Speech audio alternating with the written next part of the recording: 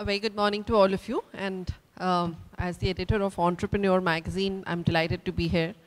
In the panel, which is really of men, which is who are all into the valuation space, and they are all people of finance. I'm really more like the odd one out, who's the editor, and that too of the Entrepreneur magazine.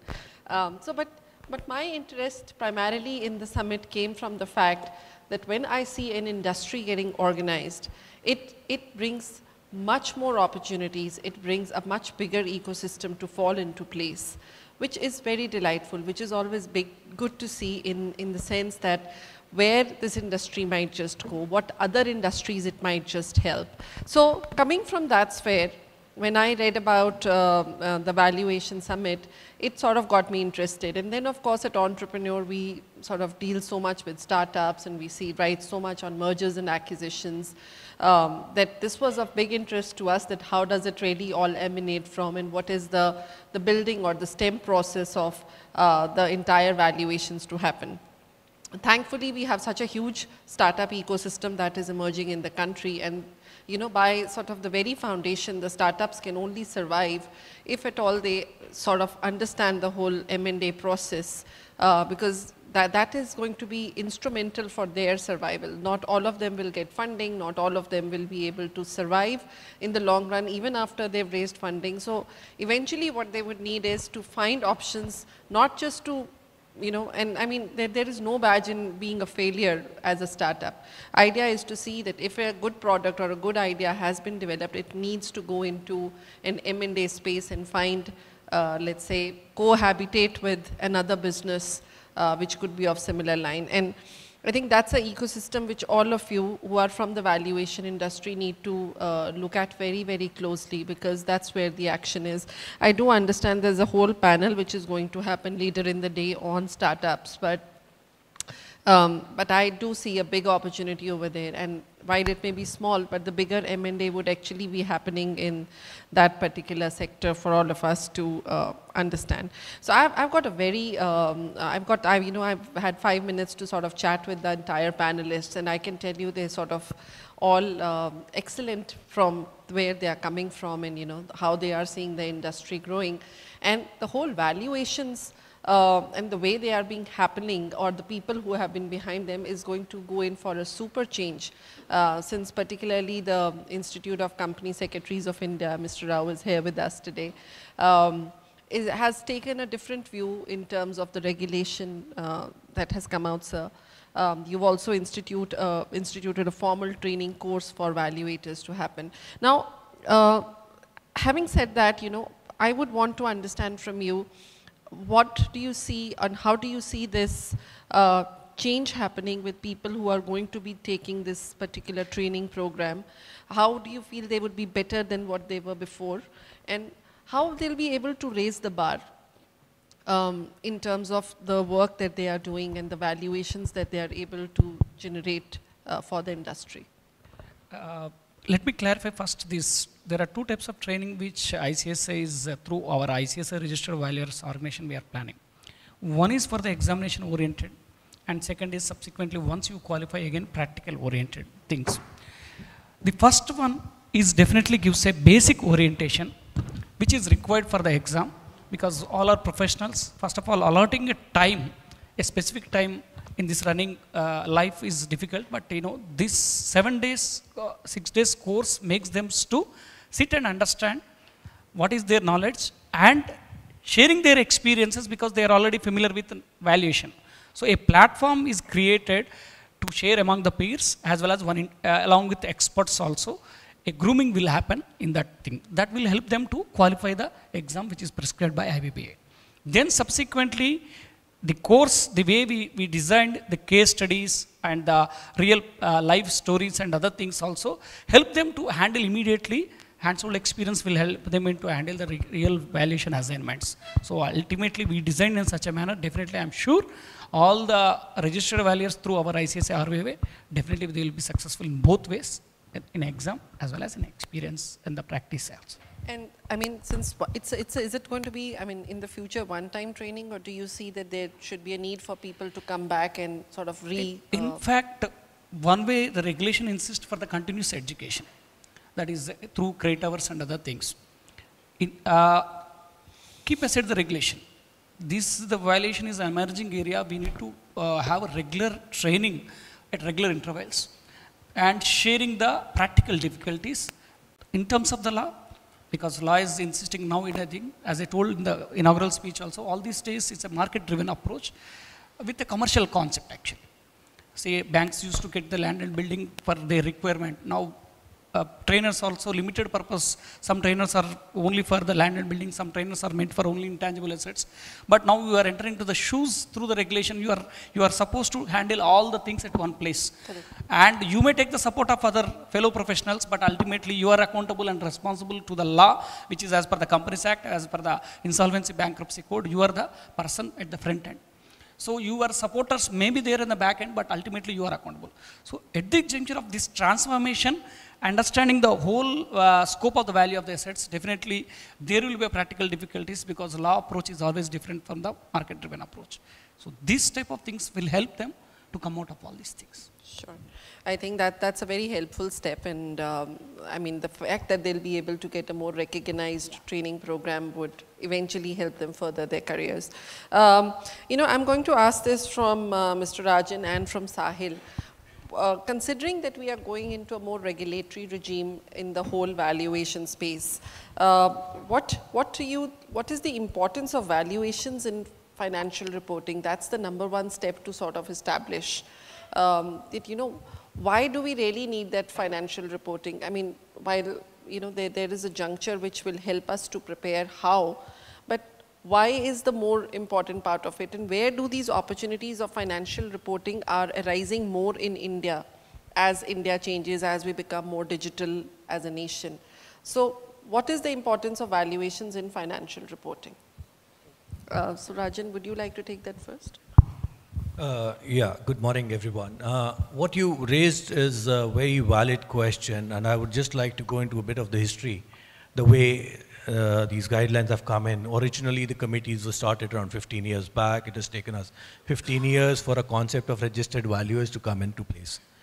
Now the whole thought process behind that was you were seeing different kind of, the quality of valuation was not being consistent. When the reports which were coming out, they used to have huge you know, quality issues. There was nothing around accountability of the person who's signing off on the report also. So there always used to be challenges, and especially with the adoption of Indian accounting standards in line with IFRS, the fair value as a concept has been accepted. Now we do need to do all that. So hence, it's a very welcome step in that direction, that you're putting in place standards which are consistent and a person is required to follow them to ensure that the financial statements also which are coming out are of a particular standard and they are consistent. I think, plus you can always have a mechanism to go back to the person who signed off on that, and there is an accountability also around that. So I think this step is a huge, I would say, a leap towards you know, fair value accounting and everything in that sense. Can I add? Adding to the things very well said, with a clear example, taking the intangible assets.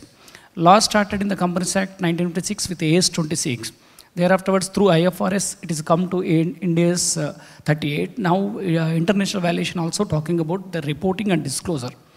Now here, because of the question of financial reporting, law, Companies Act, there is a basic section which says disclosure of the intangible assets, and there was a change of the intangible assets and it's altogether separate in the latest financial statements as per the Companies Act. So one way disclosure, another way methodology of the valuation was prescribed very clearly through international valuation standards as well as Indian accounting standards. Definitely this helps to prima facie to the regulators, stakeholders, and you can see the impact of that disclosure on the capital market, the share price also. That's what, just what I... And in addition to what Mr. Rajan Madhavan mentioned, that what is happening essentially is that the Indian accounting standards in AS is kind of converging into the IFRS, which is the International Financial Reporting Standards, and that is what we are seeing in the country. So what Indian valuation ecosystem is necessarily doing right now is that we are following the global best practices. Correct. And the best part is that we are doing it at a better speed, better rate, as what Ray was mentioning in his speech, is that India is evolving fast and adopting the better and the best practices across the globe. Speaking about the importance of valuations for financial reporting is that the impact of the valuation which goes into your books of accounts is tremendous, because every stakeholder has his eyes on that, and it has direct impact upon the profitability of the company, right? So that is how important, or that is how critical the quality of the valuation that goes into the financial reporting, that is what an impact it has. Sure. And with this regime, regulated regime coming to the picture, I am sure that the quality is going to increase and improve by the day coming. Sure. I think well said that, India is changing, and of course the quality is going to happen. But having said that, I have an important point, and there we have Chandar and Mr. Rao over here.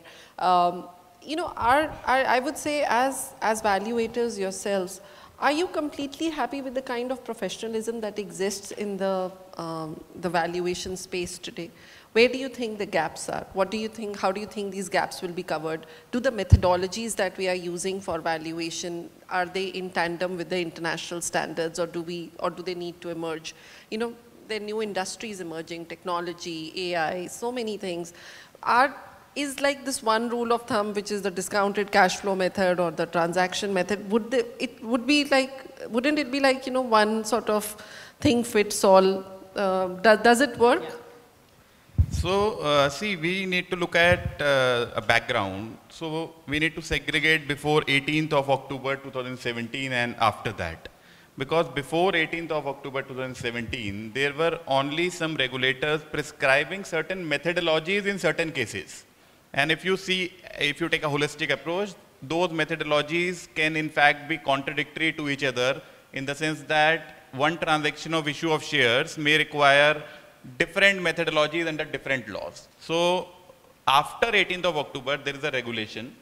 So the rules have already come into place, and the rules have just taken the best practices, in the sense that the rules clearly state that till the time the Indian valuation standards are made, the valuation has to be made in accordance with the international valuation standards. And in any case, if any of the RVOs accept, then that can also be followed. So if we look at the international valuation standards, then international valuation standard doesn't tell you what exactly is to be applied in which case, but it lays down a common set of principles that under which situations you need to apply an income approach, market approach, and cost approach, because these are the only three approaches worldwide. There are different methodologies under each of the approaches, but then it is the call of the valuer to decide which approach. In fact, one important thing that any valuer needs to understand is that valuation is done always under certain set of assumptions and data which is mostly provided by the management. So if management provides you a hockey stick discounted cash flow projections and you just apply a model, then the valuation has to be high. And if it is falling down, then the valuation has to be low. So standards very clearly states that it is the responsibility of the valuer to validate the projections and model given by the management. And in fact, the rules are so stringent, if you look into it, that there is a penalty provisions, there is a damages provisions, and damages provisions is unlimited damages. So if someone relies on your valuation and it is not correct, or maybe if you have hidden something, there is a fraud and imprisonment provisions also. So the way the law is made is that it is asking you to get prepared, educated. In fact, it even gives the contents of the valuation report. So so many things the law has covered, and beyond that, it has stated that you need to apply the international valuation standards. And if we really see the international valuation standards, say IVSE, which IVSE has made, then that is already applicable in 100 countries across the globe. So, right. So these are already settled standards. At the end of the day, it's a continuous education that no education course can give you. It's the experience of the valuer who will differentiate. But there is a commonness which is there. Mr. Rao, I was reading about you and I understand that you've got offices, outside India as well, in Singapore and Indonesia, I believe. So do the valuation standards which are prepared in India, let's say a startup report has been prepared in India, would it work equally well for Singapore or would it well for other countries, or would they need to then again sort of weigh that startup? I mean today, if you see how funding is moving, it can come from any part of the world to any startup. And so do our valuation standards which have been prepared from India work equally well for, let's say, a firm outside, or would they rather again go and do their own studies? Thank you. That's a good question. I think that's basically what we see as a gap that you mentioned earlier. Is there a gap? Because from our experience in Singapore, especially with the investor groups, we noticed that there's severe lack of confidence on valuations from India. Right. Why is that? Now, the reason is because we're just getting regulated, as was mentioned. We were just getting standardized. So previously there was this significant gap between valuation reports and they're not really compliant with any sort of proper norms that have to be followed into a valuation, per se.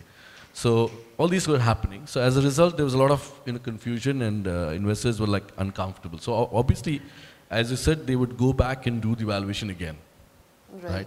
And even worse, unfortunately, even the financial statements that come out of Indian audit reports are not really considered accepted in like places like Singapore or anywhere else. They go back and redo it. That's why there's a huge business in terms of doing due diligence. Because if there's any acquisition or any funding to be done in India, the biggest price in fees will be for due diligence. And the reason is because there's no confidence on the financial statements, right? So in fact, the financial statements, if they are properly done, there should be very marginal differences in due diligence. But in reality, it turns out always to be having a significant gap, right? And then subsequent to that, the valuation output that comes out of that differential in the due diligence will be again another significant difference again for the pricing. So this is actually what happens, and we hope that, okay, now with this regulation and all this in place, these kind of gaps will get overcome, and there will be more confidence and all that.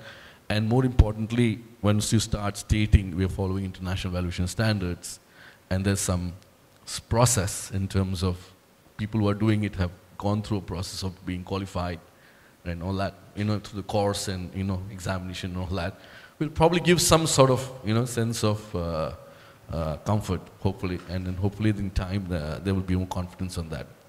The other point I would like to add is regarding, there was a little mentioned earlier, right? Why is this happening, now, and is there a need for all this regulation and so on and so forth? And the reason is, I think, over the last 20-something years that I've done valuations, we've seen the significant change in the structure of the balance sheets, right? Previously, most of the balance sheets were like all asset-based balance sheets, meaning tangible asset balance sheets, most of the companies. Like even, for example, if you say a power company, for example, right, in those days, they will only have power plants, and that's it. And their balance sheet is straightforward. You just value the power plant as what it is, and that's it. But today, they would probably have a power distribution agreement, right? And normally power plants will have a long-term power distribution agreement, and that would become an intangible asset. Now that becomes a challenge to value. And in many cases, probably the value of that distribution agreement is higher than the value of the asset itself. Now, this becomes a challenge because if it's a power plant just to be valued, it's very simple. It's a logical answer that you can come out with, right? Because you just get quotations on what's the specifications of this power plant and depreciate it to the condition of the power plant, and that's it. But when talking about this power purchase agreement that's there, or the distribution agreement, it's a very, very complex scenario there. So that's where the challenge comes up, is knowledge gap. So now, who can really understand it and do it versus just applying a methodology because it's there, are two different positions there. So that's where I think over time, the challenges have come up because the intangible assets have become a very complex instrument, and most of the balance sheets have a significant weightage on these kind of intangible assets. And that's where the role of the valuer really, right? Now, of course, the problem with this intangible asset is it's a very subjective, subject. It can, like I've applied discount rates of up to like 40%, on an intangible asset valuation, for a financial statement. So the range is quite extreme, right? So now to determine risk in an intangible asset, that's a challenge by itself in trying to understand and have the knowledge because it's got useful life, you've got so many variables in it, etc., etc. So that becomes quite difficult, not for everybody to understand and apply. And finally, you have to report to the auditors, right? And the auditors have to be able to accept these kind of valuation numbers. So that's why it comes down to always a very small group of people who can generally do it and get it passed to the auditors. Not everybody can come into the place. So now that goes back to saying that, okay, now we have this regulation, we have this course, go for the course and get the exam done. And yes, we can do intangible asset valuations. Is that how it's going to play? I don't think so, right? I believe that's going to be a long bridge to cross there. So it's going to go back to still the same group of, few people who were able to do it. And it will take a long time for the others to catch up. Now, but the problem there is, the pothole or the loophole there is that this regulation has a reverse problem, which we've experienced in Indonesia and to a certain extent now it's coming into Singapore as well, is that once everybody is qualified, right, all of us here in the panel are equal to anybody else who's qualified. Now, as a client, right, it's a process, I don't care who did it. You're qualified and you're accepted by law. I don't want to know your experience, right? That becomes the other side of the problem. So you may have a scenario where one side you got the qualified group who are complied as well, but the other side is there's another new group coming in. Okay, they also complied, but that is not enough by itself to really come up with a valuation which may have some serious value to consider. So now what's going to happen is, we might have two proposals, one from Chandra, right? Another one from somebody else who's new into the business, but he got qualified. First of all, there might be a significant gap in fees, right? Because obviously he knows the scenarios and what's to be done, the risks involved in the valuation. The other guy says, I don't know much about it, so I just go for it, Okay, let me put the question this way to you. Right. So let's say today, for a mid-sized organization, I can understand that could be a challenge. But for let's say the big fours, PwC, how could anybody be sort of refuting, a PwC's valuation, let's say, even done in India or done anywhere else? So my point is, where is the challenge? Who is facing this challenge? Is it for the independent valuer that the challenge exists? Or is it for the, let's say, the mid-sized organizations? Because I'm sure at the big C level, it doesn't exist. So if anybody, PwC stamped it, it's good enough to go, whether it was stamped in India or US or Singapore or wherever, right? The challenge is to the investors mostly, the stakeholders in that, like either the equity investors or the bond holders, et cetera, and the banks. That's where the challenge comes in for them, because everybody else is just in the background. But more importantly, these guys who on the funding side are interested to know where the value is, right? Yes, to a certain extent, the Big Four is definitely an accepted brand to be kind of considered. But nevertheless, we've also seen from experience, I'm saying that, not trying to put anybody up or down purposely, but we've seen even those kind of reports having significant gaps when we do the due diligence, right? So that has also, and it's not only in India, okay, let's not put India as one position. I've seen this due diligence gap coming even in Singapore, right, to a certain extent in Indonesia, etc. So it's very oriented towards the valuer who's actually doing it, because his experience and his understanding of the enterprise makes a difference. Right. So going back to the earlier scenario, what I was saying, right, you're going to see this evolving now in the next 12 to 14 months. You're going to see valuation gaps which may be very significant and all compliant. Oh, now we are going to have a bigger problem in that sense, because before at least we can easily differentiate. Okay, this valuation report has got some stuff because it's done by somebody experienced, and so we kind of say, I'd like to accept this. The other one is not. But now all of them are in compliance. Because like Chandra said, you got all the report standards presented, so it's all there. So once you got one report done, everybody's going to go on a copy-paste methodology, right? And you're going to see this scenario that balance sheets will have so many complex valuations being done by guys who don't understand ABC about it. So you're going to see that coming.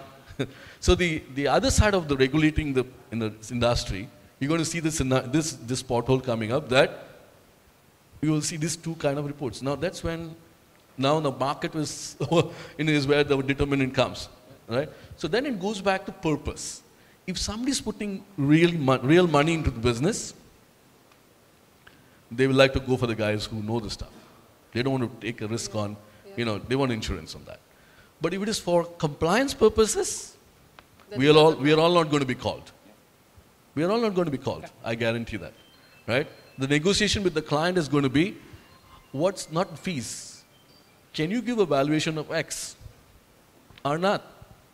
Now, we in the business who know the stuff, we can tell you in 10 minutes, not possible, or what's the range. They can say, no, you're out of line. The other guy is willing to do it. And you just give it to the other guy. You're going to see that happening.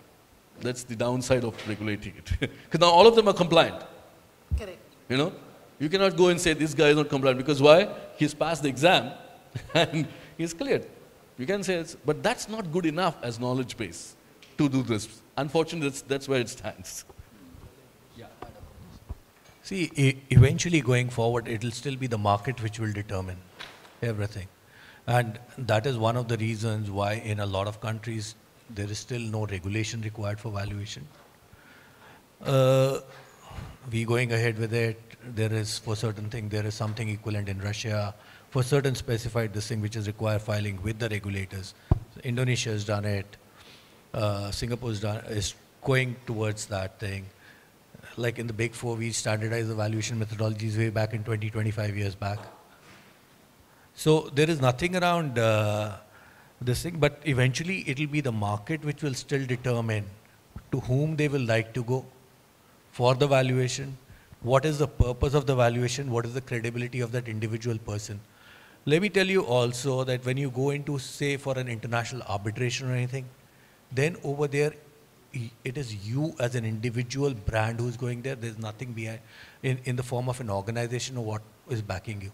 So it is your credibility which is there when you are in the arbitration. So the guidelines will be there. They will just set out the basic ground rules for everyone to follow. But like what he rightly said, it will be the market which will be choosing whom to choose. Is that name credible, or should I use it or not? Sure. Chandra, you want to add to this? I just want to add that that's pretty much the case even as of now, because many of us are doing valuations and all of us would be charging different fees and providing a different quality, and all of us have different brand. So at the end of the day, it's right compliance versus transaction and your credibility. The more credible a company is, the more credible a valuer would be. So what is the yardstick of credibility? How do you become credible? So yardstick is your experience, I think. So if you have not done anything, you should not be credible. And there are people who have, because see, once we go into how many business valuers, so you need to segregate the total market into business valuations and property, plant and equipment valuations. I think there would be 500 credible valuers, if I would say, when it comes to business valuations in our country. There could be as many as 30,000-40,000 when it comes to the property, plant and equipment. So the number varies, and then at the end of the day, it's your work that speaks, because it's not that I can market many of the things, but if you provide a good quality, it's, word of mouth that spreads, and you build your brand as an individual and as an organization, that helps. So that's pretty much the case even as of now, and people will come and pressure you that do it as 50%, 20%, 10%. It's your call because the only thing is, and we are really facing it because we are all competitors, and at times we know that if you need to do a diligence and ask the company, discuss with the auditors, it takes some time. So there needs to be a base fees for that. But then there are people who are just they don't understand, or probably because there were no regulations, so they were doing it. So probably what the regulations could do now is that it could create a level playing field, in the sense that people would know that if I do the same manner today, then there are high risk attached. So it's a very onerous task today, I would say you charge whatever, because in fact, let me also tell you that we are under some deliberation with IBBI, and IBBI is also asking us that what should be the fees that should be charged by the valuers. In fact, they're trying to ascertain what's the total valuation market in terms of the total fees. So the regulations already put a bar on charging a success-based fees. You should only charge a professional fees. But I don't know, maybe they are, it's difficult to see regarding the fee part, but yes, I think your work is the most important thing that distinguishes you from others. And if I may just add, so what I would like to say is that let's not expect magic overnight, right? What it is done is that it has just sown the seeds, the initiation has happened, right? Earlier when valuers used to value at bizarre from realistic valuations and just get away from it, at least there will be a fear, right, to begin with. And there will be a regulatory body who is watching, keeping an eye on whatever practices are going on, right? So slowly, I feel that the cleansing of the system will take place, right? So the valuers who were earlier not giving a realistic value, or as we were mentioning, is that, take a fee and give a valuation different from whatever somebody else has given. Slowly but surely, that is what will clean out definitely. And the idea is to have as was mentioned, a level playing field wherein everybody is on a similar platform and is following a basic level of ethical practices. Having said that, I do not see magic happening overnight. I just want to add these two things, add strict credibility and the regulation. See this IBBA, what is currently doing for the insolvency professionals, they expect insolvency professional agencies to monitor the resolution professional. In the same way, I am predicting that once valuer system is set up, then there will be continuous monitoring on the valuers by both registered value organization as well as IBBA. Then add strict and credibility will also result the valuation, if it is questioned by the tribunals or if valuation is questioned by IBBA, if the notices are served by them. These are all the factors which impacts the professional, that is valuers as well as in the industry also. Then naturally this level play field will settle with that because of that regulation. This is what I am predicting actually. And just let me add, we were just writing a book on business valuation in India, and I had some discussion with Mark Zyla. Mark Zyla is the chairman of Valuation Standard Board, IVSC. He wrote a foreword for our book. And two things that, in fact, in his foreword, I can just share from that first thing he said that even like US is the most organized market, the valuations we have seen for many, many years. But when it comes to the fair value and financial reporting part that my colleagues discussed, the SEC, equivalent to SEBI in India, so that does an audit of the fair value reporting. And if you see that audit part, then about 31% reports fail to qualify, and this is a very, very recent trend. He's doing a lot of research on that, fail to qualify from a perspective of fair value. Second, very recently, the SEC chairman discussed about the role of the valuers, because even the IBBI is moving on the same line.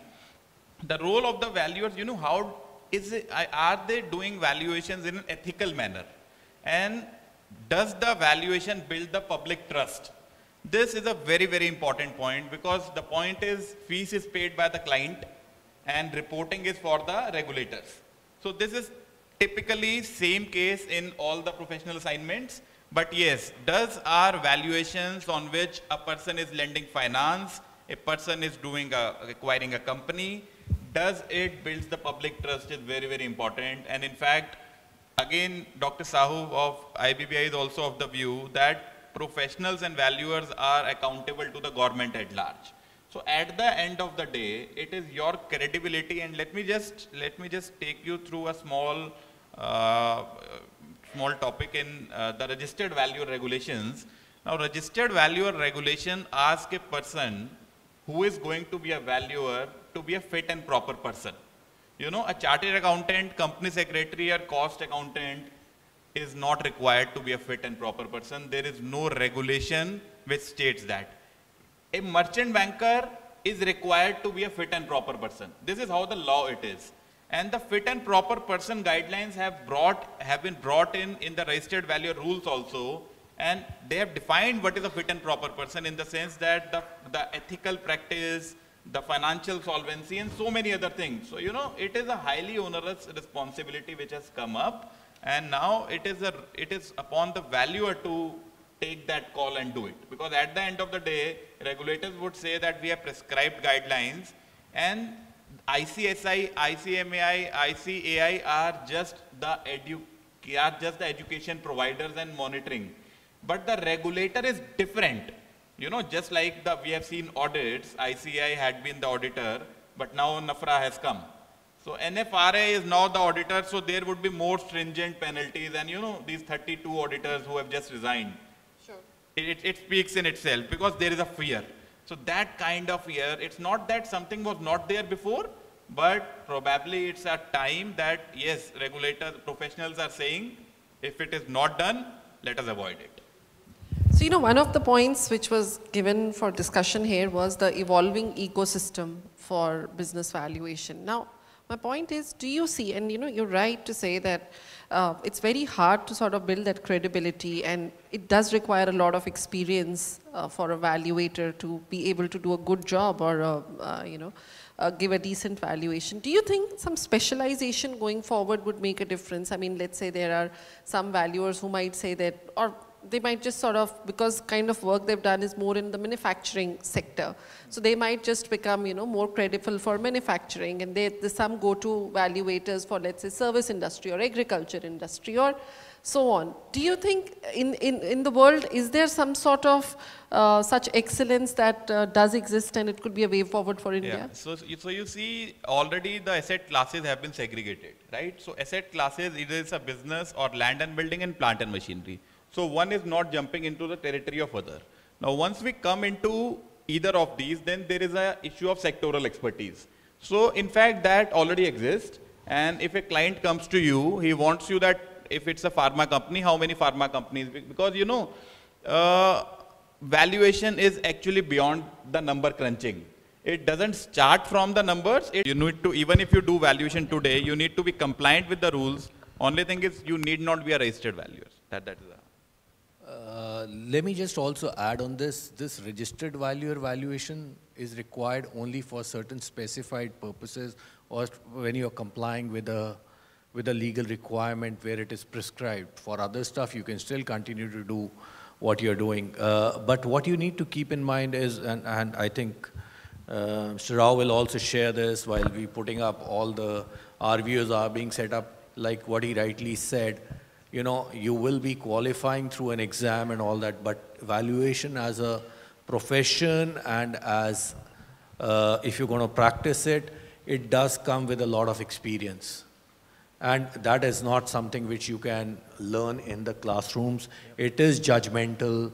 As and when you continue to do it, you find out what is happening. And let me also warn you, when it gets questioned, it is getting questioned later. So, and everyone's got a very fantastic 24/7 vision. 2 years down the line, looking at things in hindsight, everything looks very nice. Why didn't you consider this and why didn't you consider that? But whether those facts were there when a valuation was carried out?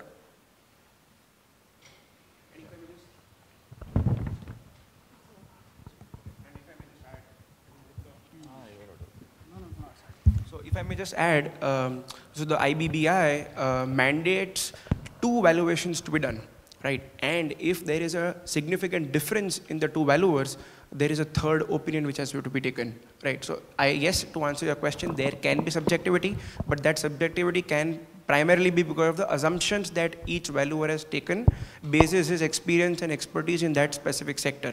So whenever there is a large difference, the resolution professional is mandated to take a third opinion, and the closer of the 2 is finally chosen for the valuation purposes. So that is why that's why they are trying to reduce this subjectivity in the valuations.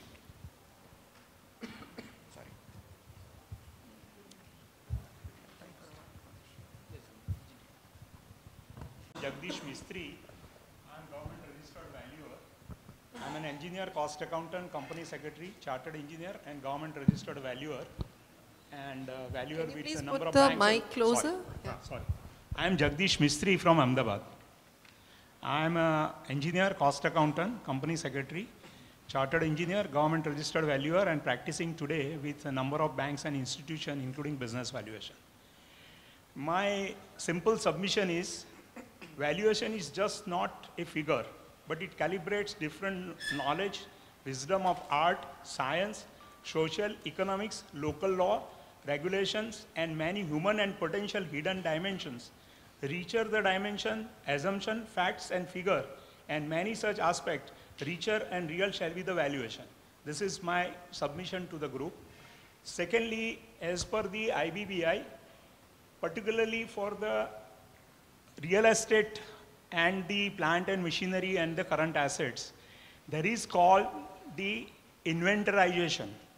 And particularly in the inventorization, before taking just the assignment on the basis of the paper document which is just provided versus the physical resources which are deployed by the institution or the any companies or the business entity at different location with different scenario is a very crucial and challenging task in my opinion, for which there should be a techno-commercial group along with the industry expert of that nature who should put impetus, and then and there fair valuation as well as business valuation can be calibrated. Because the principal base is for the fixed asset, or you can say the real tangible assets which are relevant, and in the balance sheet, in the conventional industrial environment, this is very so common.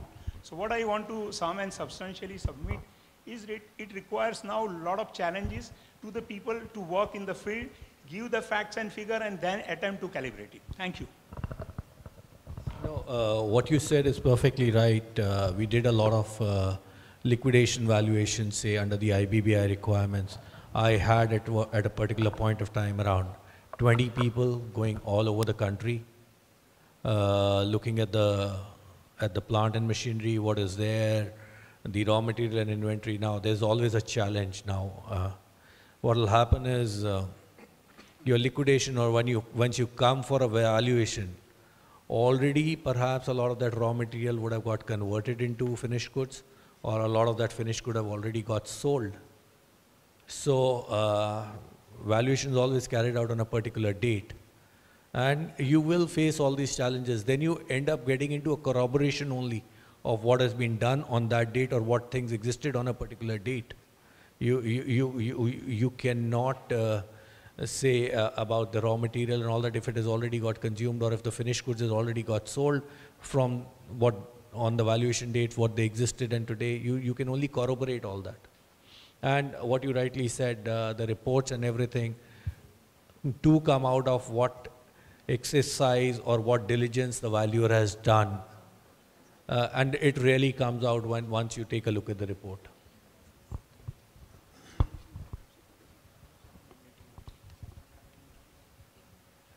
There was one last question, I believe. We'll take this as the final one. We're out of time. And my question is addressed to Mr. Sridhar Rao. I'm a chartered accountant by profession, so been involved in the consuming balance sheet. So I was a bit taken aback, being a chartered accountant, being an auditor in a previous experience, to be said that the reports coming out of India are not being properly, taking the right. They think that probably is a piece of crap basically coming out of India. But it's quite a sweeping statement, to be honest. I was taken aback as a professional. Are we going wrong in terms of how the regulations, Chartered Accountants Institute is?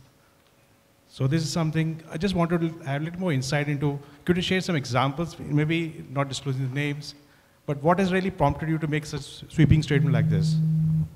Okay, I think you will see that whenever there's a holding company in Singapore, for example, and there's a subsidiary in India, right, that means the consolidation has to happen in Singapore, right, for example. You will see in a scenario like that, that's when you will see that the reports coming out of India that have to go into the consolidation into the Singapore accounts and be signed off by the auditors in Singapore, right? You will see in those scenarios, it will be very difficult to sign it off as you give it to them, right? they will make significant changes and significant comments, significant back and forth on discussions, and you will see the net result from the first time it was presented for the consolidation versus finally when it got consolidated. You will see a significant change in the numbers as you go through the process. This is the experience I've seen over the last, so many years. So that's when you'll see that there is some problem here, right, in terms of how reports are prepared here versus probably how it's expected to be prepared, right? And I think it's, I think the issue is regarding the issue, I see the reason for that. No, we've seen that from experience significantly that most of the cases that we come across in the consolidation process, we've seen this, that it's not, they're not able to smoothly consolidate and just accept. It should be normally the Indian auditors audited the numbers and that should be closed and just accepted by the auditor in Singapore, right? And consolidated, and that's it, But it doesn't happen that way in reality. You will see that from experience. So you see that happening a lot of these quite often in India. Reports coming out of India, right. Seeing that. That's how the general market perception. Exactly. And even similarly from Indonesia is the other way as well. From Indonesia, that gets consolidated into Singapore, same problem as well, right? So there is this gap. Now when we understand what is the process that's happening in Singapore in terms of audit, the difference is, for example, there's a lot of stringent requirements that are being monitored by the government subsequently. Subsequently, the audits are being prepared. There's an investigation done by the SAC, Singapore Accounting Commission, to each auditor, right? And every document is scrutinized by SAC.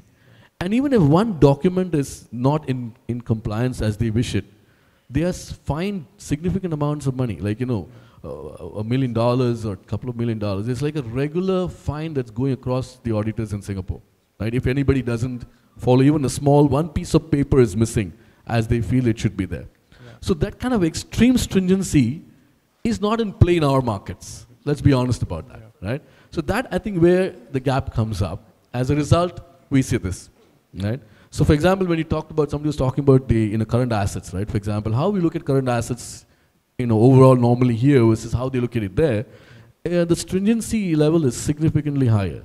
So as a result, when they question the auditors here on that count, for example, the answers are given based on what has been done here, and that's not accepted there as enough. So as a result, they say, go back again. I want the way I want it. And then we don't have the working papers as expected. So you got to go back to the drawing board. And then when you do that, you would make some changes in the numbers because you realize some more information is coming out of it. And that's what we've seen the process happening, right? So I think that's what it's not demeaning Indian profession as per se. I'm not trying to do that. I'm just saying that's what's happening from my experience over the years. And I don't say particularly to India as well. It's happening to all emerging markets to a certain extent. So I think we're in the same. I think that's fine. Thank you. While we would love to talk more, but we do have a time restriction over here. So I would like to thank the panel. I think some great views over here. The industry is, of course, evolving. We'll see many new formats, many new kind of companies, much new specialization happening in the business valuation space as we go forward. The role of business valuators, from where I see it as an editor, would significantly, I think, transform. You're right to say that there needs to be more credibility attached to the whole thing. I do see more deeper than a wider approach coming in the industry of by valuers to understand the industry deeper, because as we go into technology, the industries will only get more complex. And to understand them and to be able to do other work might just be more challenging than we sort of bargained for. And I do feel specialization, and we might have actually valuers who are specializing in technology, or they're specializing in manufacturing, or they're specializing in export businesses, or howsoever. And I think it's just an evolving phase, and maybe the next year when Raj chooses to have another conference, we might see a very different shape of the industry coming around. So thank you very much, gentlemen. Great learning for everybody out here. I'm sure there are more questions. Happy to take them offline with you.